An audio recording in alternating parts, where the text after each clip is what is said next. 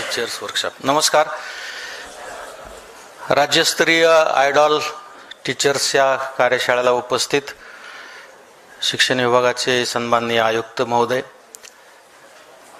त्याचबरोबर आदरणीय रेखावर सर, आदरणीय संचालक, शिक्षण विभागातील सर्व वरिष्ठ अधिकारी आणि ज्यांच्यासाठी ही कार्यशाळा घेतली अशी सर्व दूर महाराष्ट्रातून आलेले सर्व सन्माननीय गुरुजन. आपल्या शिक्षण मंत्री महोदयांशी 2-3 वेळेस चर्चा झाली होती.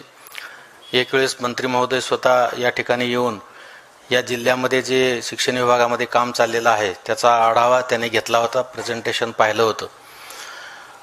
आणि प्रत्येक जिल्ह्यामध्ये काही शिक्षक हे जीव तोडून नाविन्यपूर्ण उपक्रमाच्या माध्यमातून आणि खरोखर पिढी घडवण्याच्या दृष्टिकोनातून अतोनात मेहनत करत आहेत. आणि त्यांची जी काही मेहनत आहे, त्यांचे जे काही उपक्रम आहेत ते फक्त त्या तालुक्यापुरते किंवा त्या जिल्ह्यापुरते राहतात. आणि त्यांनी जे काही काम केलेलं आहे ते सर्व दूर महाराष्ट्राला माहिती व्हावी आणि एकमेकाच्या कामाचा परिचय व्हावा म्हणून कदाचित शिक्षण विभागाने ही कार्यशाळा या ठिकाणी आयोजित केलेली आहे. आपल्या सर्वांचं मी या छत्रपती संभाजीनगर शहरामध्ये मनापासून स्वागत करतो. खरं म्हणजे या शिक्षण विभागाचं इतर विभागाचं कामकाज आणि शिक्षण विभागाच्या कामकाजामध्ये आमूलाग्र फरक आहे. आणि त्यामुळं आपल्या कामकाजावर पुढच्या पिढीचं भवितव्य अवलंबून आहे. आणि सगळेच जण मग शिक्षकावर जबाबदारी टाकतात, शिक्षकांनीच केलं पाहिजेत, शिक्षण विभागानेच केलं पाहिजेत. मग त्यामध्ये समाज, पालक, परिसर यांचा काहीच रोल नाही. आणि या दृष्टिकोनातून आजची ही कार्यशाळा अत्यंत महत्त्वाची आहे. दोन्ही मंत्री महोदय येईपर्यंत मला संधी भेटली. मी मान ना मान तेरा मेहमान असं मी कार्यक्रमाला आलेलो आहे, कारण मी शिक्षण आणि आरोग्य या दोन विभागातच जास्त काम करतोय. आणि येतं आता सोलापूरचे काही शिक्षक असतील, त्यांना माहिती आहे जवळजवळ 22 अभियान सोलापूरच्या 2.5 वर्षाच्या काळामध्ये मी तिथं राबवले होते. आणि त्यातले 3 अभियान शासनाने IJT स्वीकारलेले आहेत. आणि त्याचा सुद्धा मला इथं आपल्याला माहिती थोडक्यामध्ये द्यायची आहे. आज आपल्यापैकी काही मान्यवरांना बोलायचं आहे, त्याच्यामुळं मला आपला वेळ घ्यायचा नाही आहे, परंतु थोडा गॅप आहे म्हणून मी तुम्हाला थोडक्यात या ठिकाणी माहिती सांगतो. पुढे घ्या जरा. सुरुवातीला आपल्या सर्वांचं मला मनापासून अभिनंदन करायचं आहे की आपण अतिशय उत्कृष्ट काम केले म्हणून या कार्यशाळेला आपली निवड झालेली आहे. त्यामुळं आमच्या सगळ्यांच्या वतीनं मी तुमचं मनापासून अभिनंदन करतो, मनापासून शुभेच्छा देतो. नेक्स्ट. यामध्ये आता आम्ही मागच्या काही दिवसामध्ये जे काही एक अभियान राबवलेले होते, म्हणजे राबवले होते आमच्या सर्व शिक्षण विभागाच्या अधिकारी शिक्षकांनी, फक्त आम्ही पुढाकार घेतला होता. वस्तुस्थिती जाणून घेऊन विद्यार्थी पालकांशी चर्चा करून जे काही अभियान राबवले आणि जे काही गाजले त्याची एक लिस्ट या ठिकाणी दिलेली आहे. मी त्याचं प्रत्येकाच्या खोलामध्ये या ठिकाणी जात नाही, पण सध्या जे स्वच्छ शाळा सुंदर शाळेचं अभियान पूर्ण राज्यामध्ये आहे, आता आपल्याला पुरस्कार मिळतोय, त्याची सुरुवात आम्ही सोलापूरला केली होती. आम्ही लोकांकडून पैसे जमा केले होते. म्हणजे 17 कोटी रुपये लोकवर्गणीतून 2600 शाळा स्वच्छ सुंदर केल्या होत्या. आणि त्यामध्ये आमच्या शिक्षकांनी अतोनात मेहनत केली होती. ते सगळं क्रेडिट त्यांचं आहे. पण त्या 17 कोटीच्या लोकवर्गणीपैकी 17 पैशाला सुद्धा आम्ही हात लावला नव्हता. पण पैसे जमा करायला लागले की लोकांच्या शंका निर्माण होतात, मग आरोप प्रत्यारोप होतात, गालबोट लागायला लागतं. म्हणून आम्ही पैशाला हात न लावता जे दानशूर व्यक्ती आहेत त्यांच्याकडूनच ते काम करून घेतलं होतं. आणि त्या शाळा, म्हणजे मी सरांना विनंती करेन, आयुक्त सरांना आपल्याला, की सोलापूरच्या शाळा म्हणजे आजही तिथं कर्नाटक आणि आंध्रातले शिक्षक येतात शाळा बघायला. म्हणजे इतक्या स्वच्छ आणि सुंदर शाळा त्या झाल्या होत्या. आणि त्याचं सादरीकरण तत्कालीन उपमुख्यमंत्री अजितदादा पवार साहेबांसमोर आणि तत्कालीन शिक्षण मंत्री केशरकर साहेबांसमोर झालं होतं. आणि चांगलं काम करणाऱ्या मुख्याध्यापकाचा सत्कार मी अजितदादांच्या हस्ते केला होता. त्यावेळेस त्यांनी जाहीर केलं होतं की हे मी पूर्ण राज्याला लागू करीन. आणि नंतर ते बक्षीस स्वरूपानं आपल्याला लागू झालं आणि आपल्याकडे त्याचं आता चांगल्या पद्धतीनं काम चालू आहे आणि त्यानिमित्तानं शाळा चांगल्या होत आहेत. त्याच्यानंतर सायकल बँक नावाचा एक उपक्रम होता. अनेक मुली घरी बसलेल्या आहेत. आमच्या अकलूजच्या शाळेला मी भेट दिली, हजेरीपट तपासला, 50 मुलं घरी बसलेत, शाळेतच येत नाही. काय येत आहेत मुख्याध्यापकांना विचारलं, त्याने सांगितलं सर कारणं काही माहीत नाहीत. त्यांना सुट्टी दिली दुसऱ्या दिवशी आणि तपासायला लावलं. 50 मुलींच्या घरी जाऊन आल्यावर कळालं की एका मुलीचं लग्न झालेलं आहे आणि 49 मुली फक्त सायकल नाही म्हणून शाळेत येत नाहीत. आणि मग ऊसाच्या फडातून रस्ता येतो, केळीच्या शेतातून रस्ता येतो, आई वडील घाबरतात आणि रोजंदारीवर काम करणारे आई वडील. मग मी म्हणलं आम्ही तर इकडे मोठे मोठे भाषणं देतोय, बेटी बचाव बेटी पढाव, सगळ्या भिंती रंगलेल्या आहेत. मग मी आमच्या जिल्हा परिषदेच्या सगळ्या अधिकाऱ्यांना बोलवलं, चौकशी केली, कुठलीच योजना सायकलसाठी नव्हती. मग परत मी त्या मुख्याध्यापकांना 2 शिक्षक जे असे आपल्यासारखे ऍक्टिव्ह होते त्यांना बोलवलं आणि मी माझा स्वतः 25,000चा एक चेक दिला आणि तुम्ही गावात सांगा की बाहेरच्या जिल्ह्यातून आलेल्या सीओनी 3 सायकली आपल्या मुलींना दिल्यात. हे पिंचिंग बोललं की लगे लोक पैसे द्यायला तयार होतात. अहो त्यानं दिलं मी का नाही द्यायचं. आणि तुम्हाला सांगतो ते मुख्याध्यापक परत गेले, सीओ साहेबांनी चेक दिलाय 3 सायकलीसाठी असं म्हटल्यानंतर संध्याकाळपर्यंत 50 सायकलीचं चेक जमा झाले. आणि मग आम्ही सायकली खरेदी केल्या, 1 ते 50 नाव दिलं आणि आपल्यासारख्याच एका तिथल्या गुरुजींनी मला सांगितलं सर हे सायकली कायमस्वरूपी देण्यापेक्षा आपण त्यांना देऊ आणि परत घेऊ. आणि मग आम्ही ते सायकली दिल्या. त्यांच्या आईवडिला कोणी कोऱ्या कागदावर अंडरटेकिंग घेतलं, परीक्षा संपली, शेवटचा पेपर झाला की सायकल जमा करलं. आम्ही गोडाऊन टाईप बांधून घेतलं आणि दरवर्षी ते सायकल वाटपायचा कार्यक्रम ठरला आणि त्या 50 मुलीला सायकल वाटप केल्या. त्या मुलींच्या चेहऱ्यावरचा जो आनंद होता ना, तितका आनंद मला आणखी कुठंच आयुष्यात बघायला मिळाला. आणि मग ते कार्यक्रम झाल्यानंतर येताना मी विचार केला की एका शाळेत 50 मुली, जिल्ह्यात किती असतील. अवघड होतो ना. हा बैल मुझे मार करासारखा कार्यक्रम होता, विनाकारण उगा हात घातला विषयात. पण जेव्हा मी नंतर काही दिवस गेले, मध्ये PRC लागली, काही दिवस गेल्यानंतर मी सगळ्या अधिकाऱ्यांच्या माध्यमातून सर्वे केला. तुम्हाला कुणालाच विश्वास वाटणार नाही, जिल्ह्यामध्ये 5,990 मुली ह्या सायकल नाही म्हणून शाळेत जात नव्हते. आता एवढ्या सायकली कुठून आणायच्या. त्याच्यानंतर तुम्हाला मी सांगतो, मी नंतरची तिथली 2 वर्ष मी वेड लागल्यासारखं सायकली जमा करत होतो. कुणीही माझ्याकडे आला की मी आधी त्याला सायकली मागायची. माझ्या बहिणीसाठी सायकली द्या, माझ्या मुलीसाठी सायकल द्या. कॉन्ट्रॅक्टर बिनट्रॅक्टर येतात, तुम्हाला माहिती आहे ऑफिसमध्ये. अर्जंट साहेब सही पाहिजेत, मग देतो मला 10 सायकली द्या. म्हणजे त्या शाळेला द्या. गणपती उत्सव आला, गणपतीच्या आरतीला सीओ साहेबाच्या हस्ते आरती करायचा आहे, मला मी आरतीला येतो, मला 25 सायकली द्या. आणि रोटरी क्लब, लायन्स क्लब, व्यापारी संघटना, मेडिकल असोसिएशन, सगळ्यांच्या घरी दुकानात जायचं, ऑफिसमध्ये जायचं, ऑफिसमध्ये बोलवायचं, आपल्या चहा पाणी करायचं. असं करून करून माझी तिथून बदली होईपर्यंत मी 3,000 सायकली वाटली. आणि ते रेकॉर्डेड आहे. म्हणजे असं नाही की मला काही तुमच्याकडून मतं मागायचे आहेत, काहीतरी खोटं नाटक सांगून. इथं सोलापूरची सगळी बरीच साक्षीदार इथं आहेत, त्यांच्या समोर बोलतोय म्हणजे खरंच बोलतोय. आणि हा पण उपक्रम नंतर वाचाल तर वाचाल नावाचा, आपण आपल्याकडे फक्त विद्यार्थ्यांना वाचायचा आपण आग्रह करतोय. पालक वाचतात, शिक्षक वाचतात.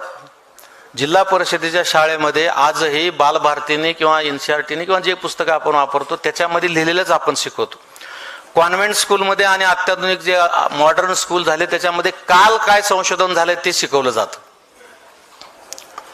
मी अनेक ठिकाणी मुख्याध्यापकाच्या कार्यशाळा घेतल्या, म्हणजे सोलापूरच्या सगळ्या तालुक्यात मी कार्यशाळा घेतल्या, इथं पण मी घेतल्या.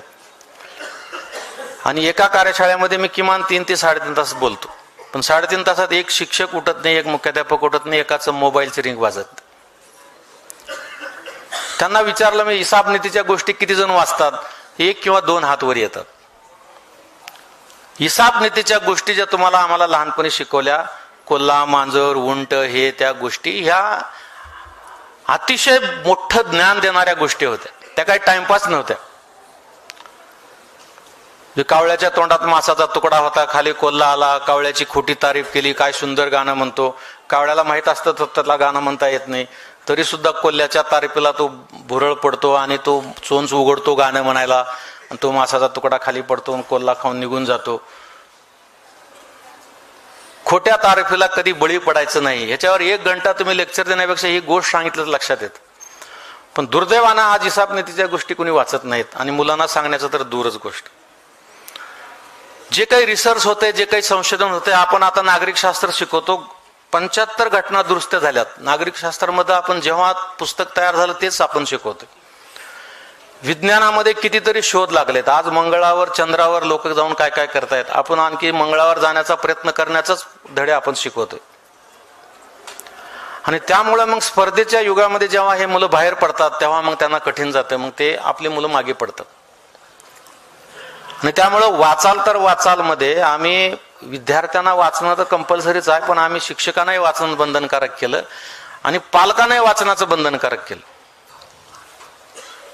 कुठलं का वाचन असणार, आध्यात्मिक असेल, सांस्कृतिक असेल, कथाकथन असेल, कादंबरी असतील.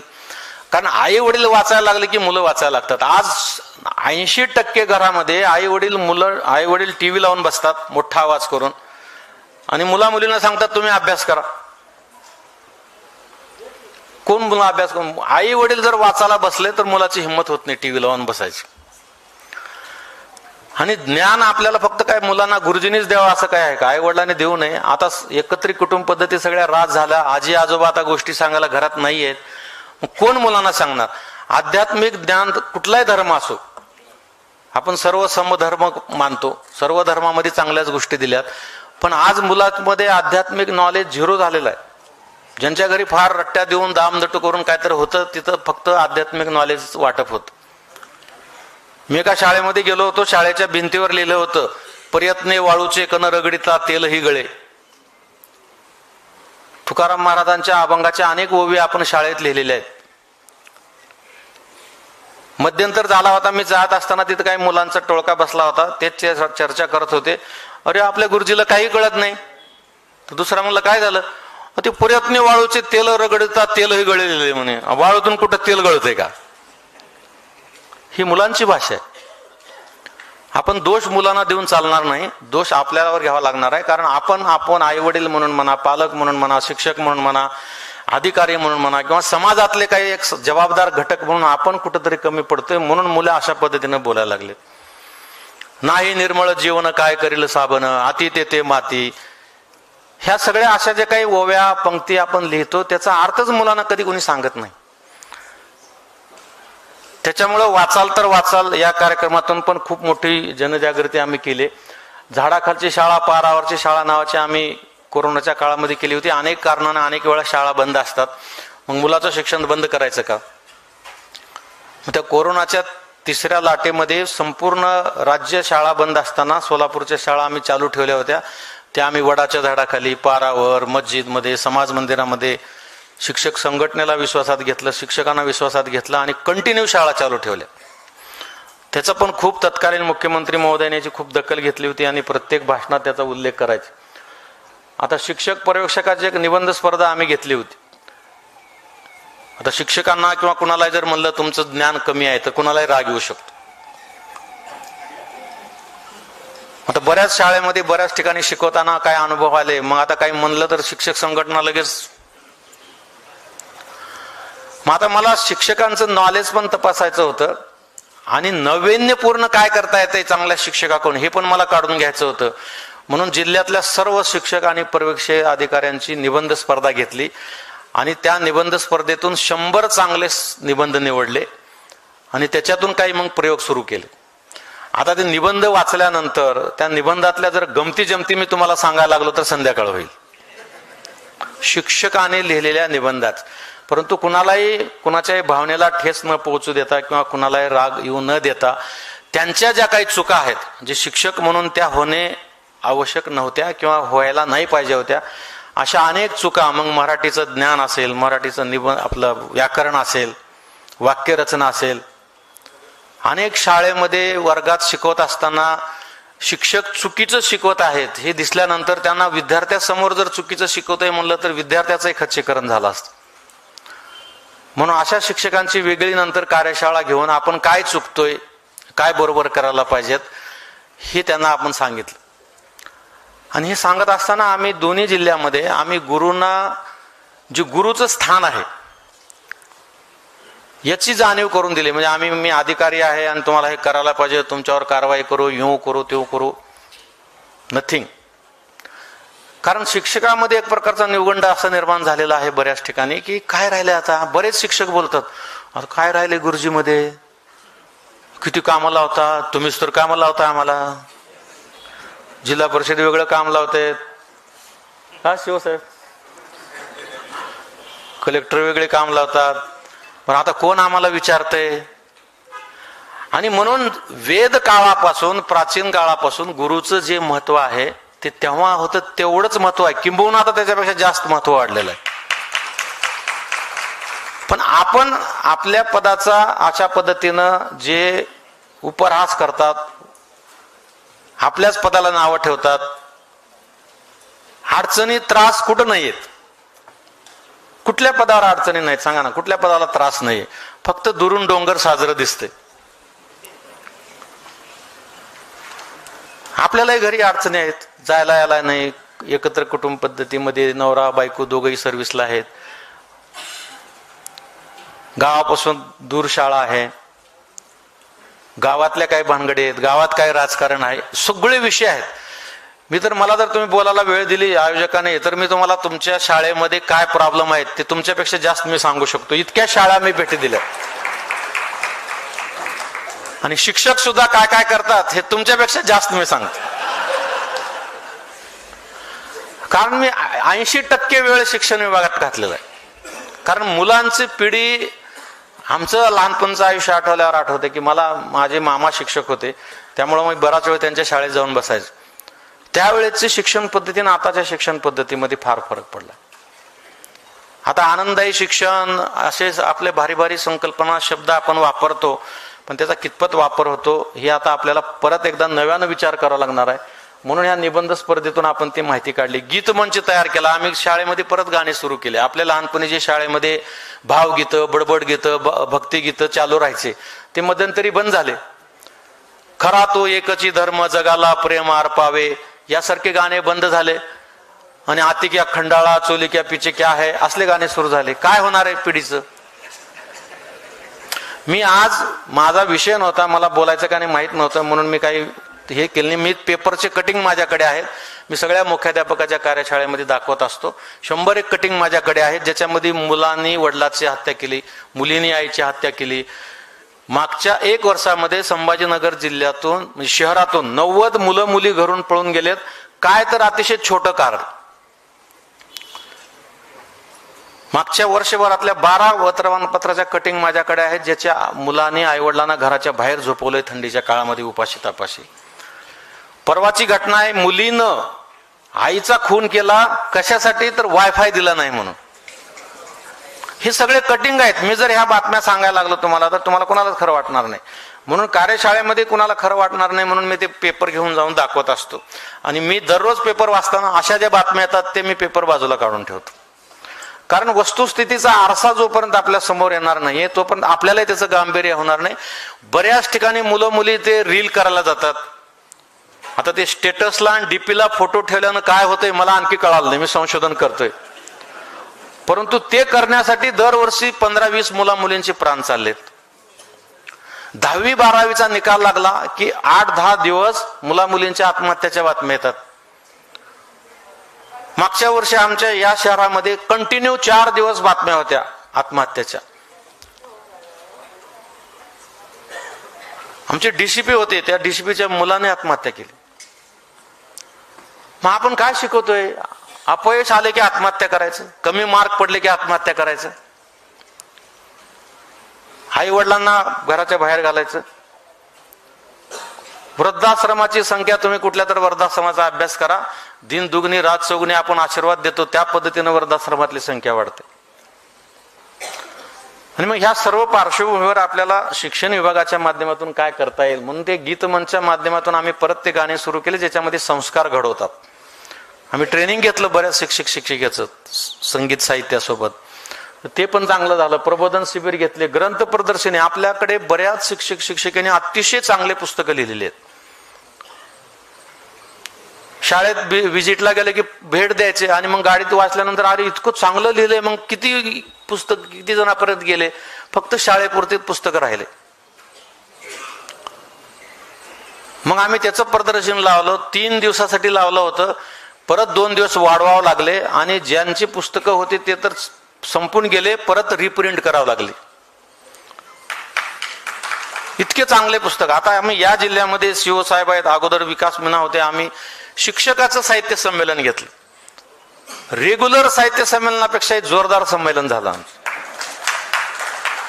आता 3रं शिक्षण संमेलन आम्ही पुढच्या महिन्यामध्ये घेतो आहोत. शिक्षकामध्ये सुद्धा अनेक साहित्यक लपलेले आहेत, अत्यंत दर्जेदार साहित्यक आहेत. ते सुद्धा आमचा प्रयोग चालू आहे. सांस्कृतिक कार्यक्रम आपण फक्त 26 जानेवारी 1 मे किंवा आपलं शिक्षक दिन एवढ्या पुरतं मर्यादित ठेवतो. शिक्षक शिक्षिकेमध्ये अनेक कलाकार उत्तम दर्जाचे आहेत. त्यांना व्यासपीठ मिळवून देणं आणि त्यांच्या माध्यमातून मुलातली सांस्कृतिक जपासना करणं, याच्यासाठी आम्ही निमित्त शोधू सांस्कृतिक कार्यक्रम घेतले. तालुका लेवलवर, जिल्हा लेवलवर, शाळा लेवलवर. त्याचा सुद्धा खूप फायदा झाला.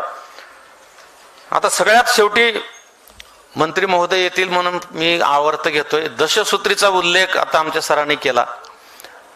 मी अनेक तुमच्यासारख्या मान्यवरांशी भेट घेतली, पालकांशी भेटलो, मुलांशी भेटलो, झोपडपट्टीत जाऊन झोपडीत बसलो मी, आणि काय अडचणी आहेत आणि काय प्रॉब्लेम आहे, आणि एकंदरीत सामाजिक परिस्थिती लक्षात घेऊन 10 सूत्र मी तयार केले आणि ती सोलापूरला लागू केलं.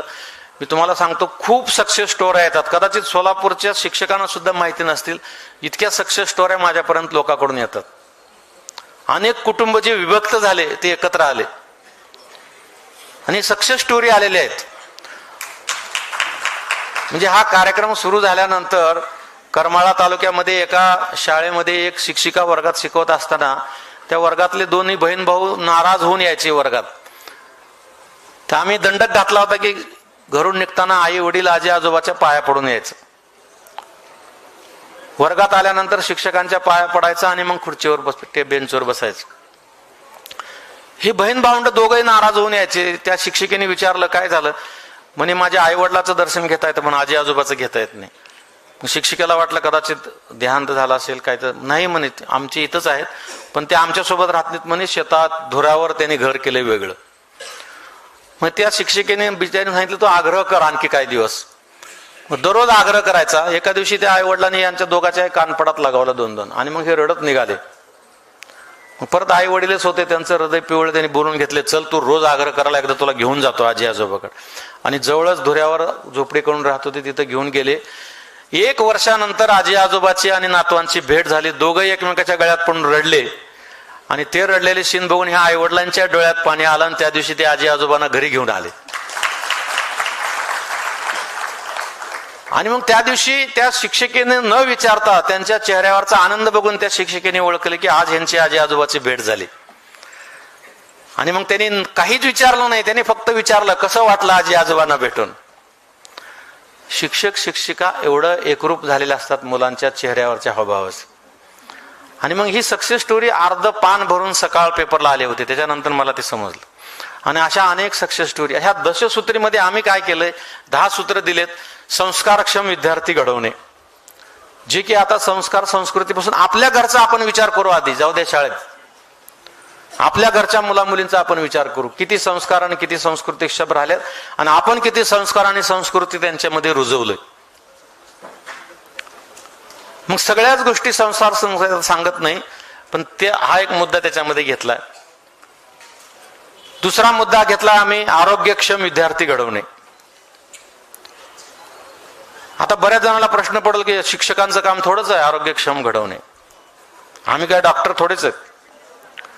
पण आपल्या शाळेमधल्या मुलांच्या डब्याचं जर आपण अवलोकन केलं तर तुम्हाला सांगतो, या आधुनिक पदार्थाच्या नावाखाली अनेक विद्यार्थ्याच्या डायजेस्टिव्ह सिस्टीम खराब होऊन गेलेले आहेत. आणि मी स्वतः तपासून सांगतोय तुम्हाला, खूप ठिकाणी